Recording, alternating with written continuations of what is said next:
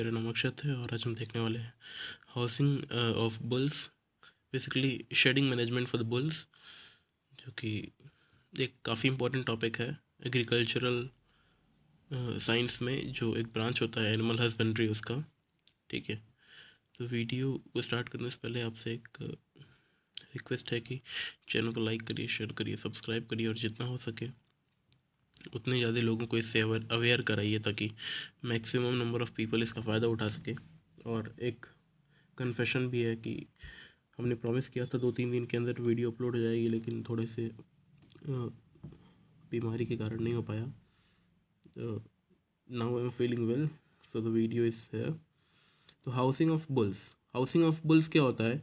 Bull is half of the heard. ठीक है, तो बुल्स जो होता है half of the heard is literally true in the sense that the dairy bull contributes the offspring half of the hertz genotype. ठीक है, तो जो उसका जीनोटाइप होता है, या तो आप कह सकते हो हाफ ऑफ द हर्ड, मतलब लिटरली इसका क्या मतलब है कि जो जितना कंट्रीब्यूशन हर्ड में कैटल का होता है या फीमेल काऊ का होता है, उतना ही कंट्रीब्यूशन बुल का भी होता है। ठीक है, in hot regions the bulls semen production is affected if it has not been properly housed. तो गर्म जगहों पे या गर्म प्रदेशों में बुल का जो सीमेन प्रोडक्शन होता है वो एडवर्सली अफेक्टेड होता है अगर आप उसे प्रॉपरली उसको हाउसिंग नहीं करते हो। ठीक है, so adequate well facilitated bull house is needed to improve the breeding efficiency of dairy farm. ठीक है, तो है क्या कि अडेक्वेट वेल फैसिलिटेटेड, आप उसको अच्छी जितना हो सके उतना अच्छी फैसिलिटी देंगे ताकि उसके bull house is needed to improve the breeding efficiency को इम्प्रूव करने के लिए आप उसको जितना हो सके उतना अच्छी फैसिलिटी आप उसको प्रोवाइड करेंगे। ठीक है, bulls are housed in a pen and yard system. तो बुल जो है उसको पेन या फिर यार्ड सिस्टम में करते हैं, हाउसिंग करते हैं उसकी। Bulls must be housed individually, या ठीक है, तो बुल्स को इंडिविजुअली करते हैं, और जो इंडिविजुअली करते हैं तो उसको आप सिंगल रो में कर सकते हो या फिर डबल रो में कर सकते हो। ठीक है, पर्पस आप हाउसिंग क्यों करते हो? To protect from inclement weather and for safety and easy handling. तो आप उसको इनक्लेमेंट इन द सेंस कि you can say that adverse weather से बचाने के लिए, उनकी सेफ्टी के लिए, और उनकी हैंडलिंग मतलब उनसे जो भी प्रॉफिट आपको लेना है उसको लेने के लिए आप उसको उस लेने के प्रोसेस को ईजी करने के लिए आप उसको अच्छे से हाउस करते हो। ठीक है, प्रोविज़न फॉर एक्सरसाइज। ठीक है, तो जो जिस जहाँ आप रखते हो उसमें यार्ड होना चाहिए, ओपन यार्ड होना चाहिए में भी, ताकि आप बुल आपका एक्सरसाइज कर सके और तभी वो फिट रहेगा। To improve the reproductive efficiency in the dairy farm, ताकि डेयरी फार्म में आपके रिप्रोडक्टिव एफिशिएंसी बढ़ जाए या फिर इम्प्रूव हो जाए, सुधार आ जाए उसमें ब्रीडिंग एफिशिएंसी में। फ्लोर स्पेस रिक्वायरमेंट, तो जो बुल्स का हाउस होता है उसका फ्लोर स्पेस रिक्वायरमेंट क्या होता है? In the covered area 12 meter square, ये 2 है, इसको लिख नहीं पाए हैं। It is in the covered area 12 meter square per bull can be provided an open exercise yard of 120 metre square per bull. तो एक बुल को 12 मीटर स्क्वायर एरिया चाहिए होता है, मतलब आप कह सकते हो 6x6 का दे सकते हो, सॉरी 12 मीटर स्क्वायर का एरिया चाहिए होता है। तो आप उसको 4x3 का दे सकते हो या 3x4 का दे सकते हो। ठीक है, 6x6 का नहीं होगा, इट्स इम्पॉसिबल, मतलब 12 तो नहीं आएगा, तो वो गलत है। 4x3 या 3x4 का दे सकते हो आप इसको, या 6x2। बेसिकली 6x2 देंगे तो थोड़ा दिक्कत होगा, बेसिकली 12 मीटर स्क्वायर का एरिया देते हैं। ठीक है, बुल्स कैन बी प्रोवाइडेड, देखिए हाँ मतलब थोड़ा दिक्कत है, बोल नहीं पा रहे हैं आसानी से। Can be provided an open exercise yard जो होता है 120 मीटर स्क्वायर होता है। ठीक है, तो इसको आप 40 बाई ऐसे कर सकते हो, उसका जो डायमेंशन है वो आप अपने अकॉर्डिंग कर सकते हो। बेसिकली स्क्वायर शेप में रहेगा तो प्रॉफिटेबल होगा। ठीक है, if open yard is not provided the bull exerciser is needed. अगर आप ओपन यार्ड नहीं दे पाते हो, आपके पास स्पेस कम है, तो आप बुल एक्सरसाइजर इज़ नीडेड, वो चाहिए होगा। कंस्ट्रक्शन प्रिंसिपल्स, वॉल, जो वॉल होगा in enclosed loose box the solid walls should be constructed with height. जो वॉल होगी उसकी हाइट होगी, सॉलिड वॉल होगी उसकी हाइट होगी 1.5 मीटर अबव इन दोनों वॉल्स के ऊपर 2 या 3 हॉरिजेंटल ट्यूबुलर रॉड्स होंगे जिसके बीच में गैपिंग 20 से 30 सेंटीमीटर होगा, उसको फिक्स किया जाएगा। ठीक है।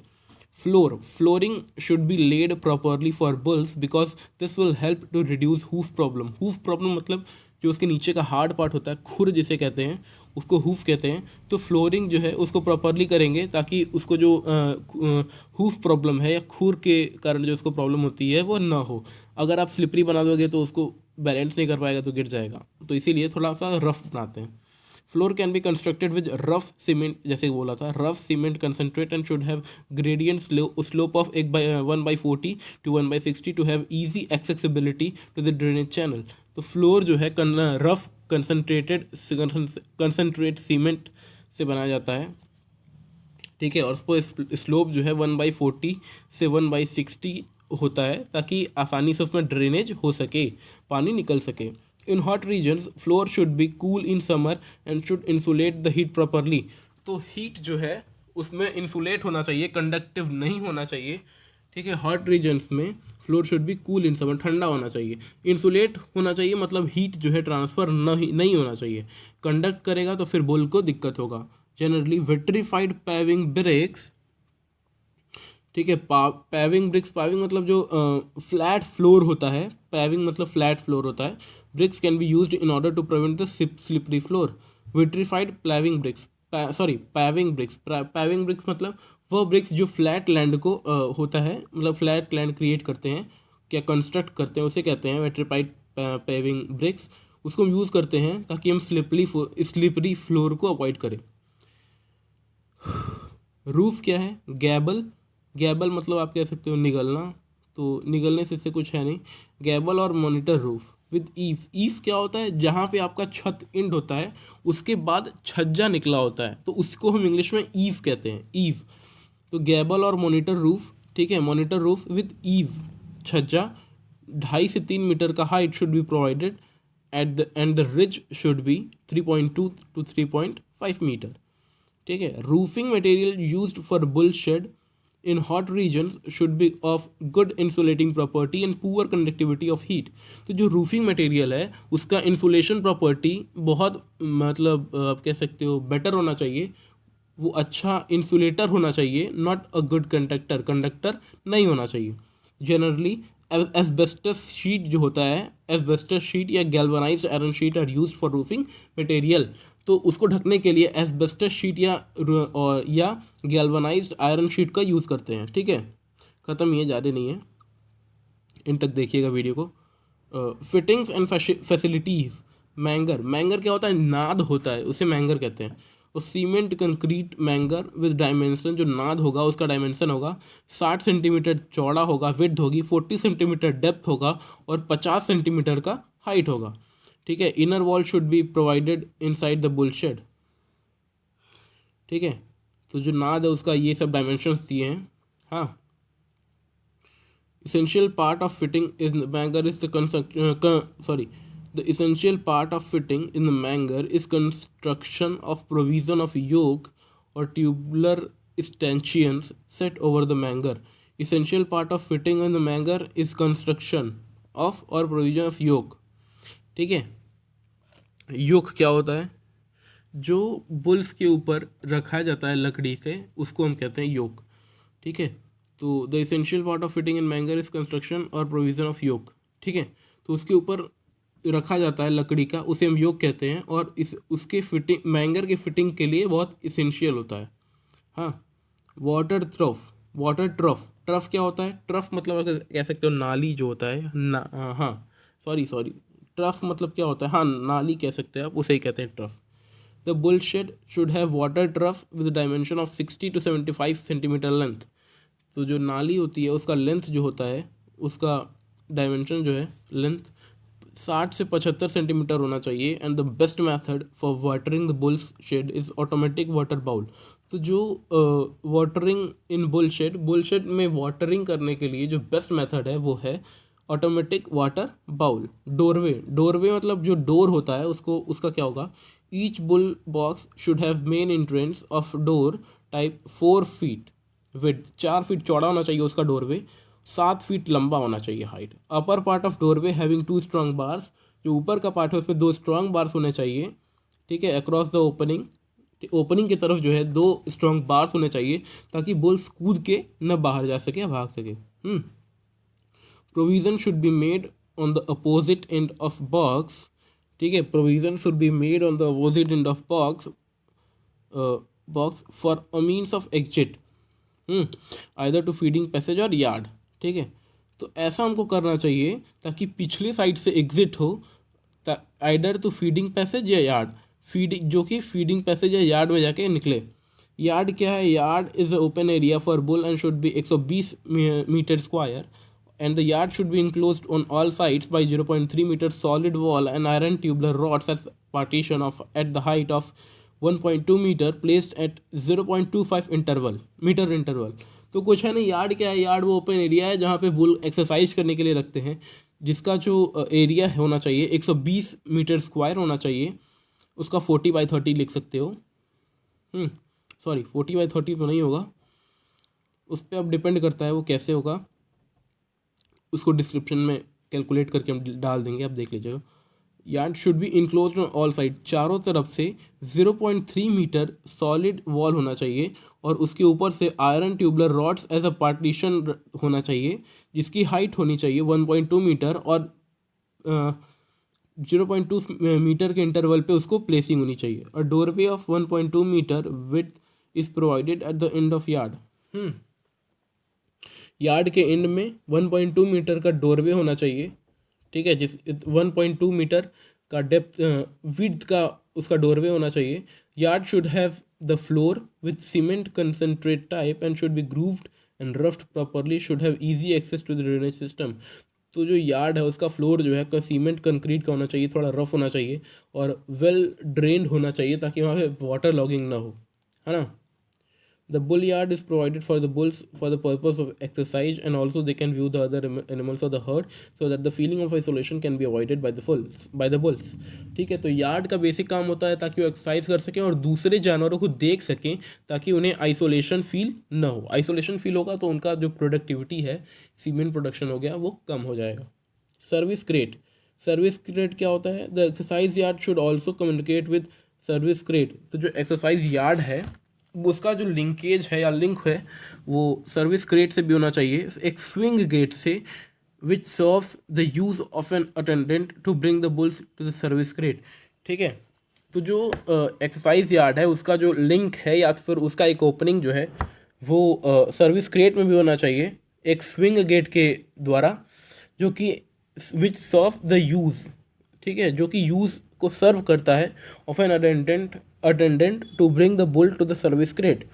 The semen collection yard and processing laboratory should be close to the bull house. तो जो सीमेन कलेक्शन यार्ड है जहाँ पे सीमेन को कलेक्ट किया जाता है वो वाला यार्ड और प्रोसेसिंग लेबोरेटरी जो है वो बुल के हाउस से नज़दीक होनी चाहिए।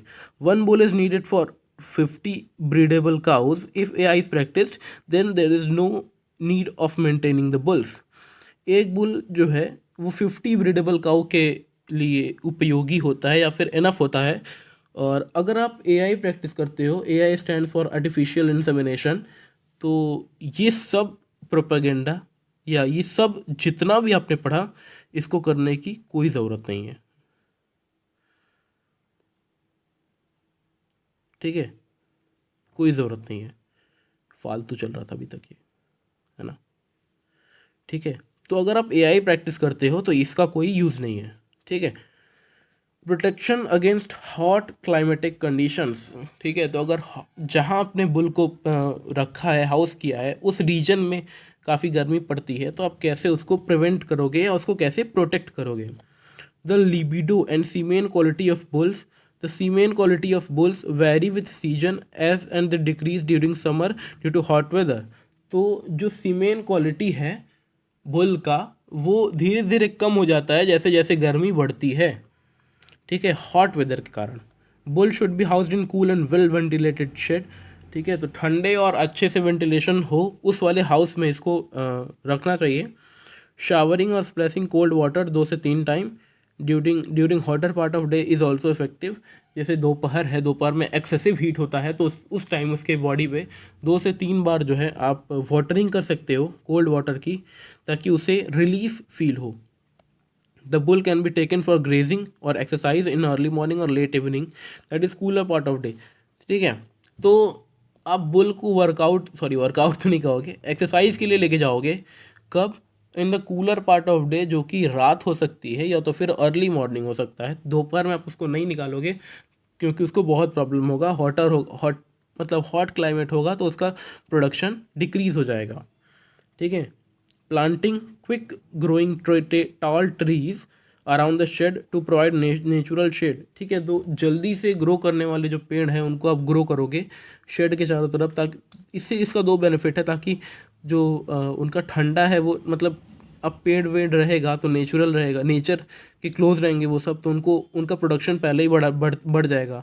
दूसरी बात, जो हॉटर पार्ट ऑफ डे है उस टाइम में वो उस पेड़ के नीचे रेस्ट कर सकती हैं, तो रेस्ट कर सकते हैं, तो उनको प्रॉब्लम नहीं होगा उससे, और ये उनके जो क्लोजनेस है नेचर के लिए वो भी बढ़ जाएगा, तो उससे उनका वो फील गुड करेंगे, तो इसलिए हेल्पफुल है।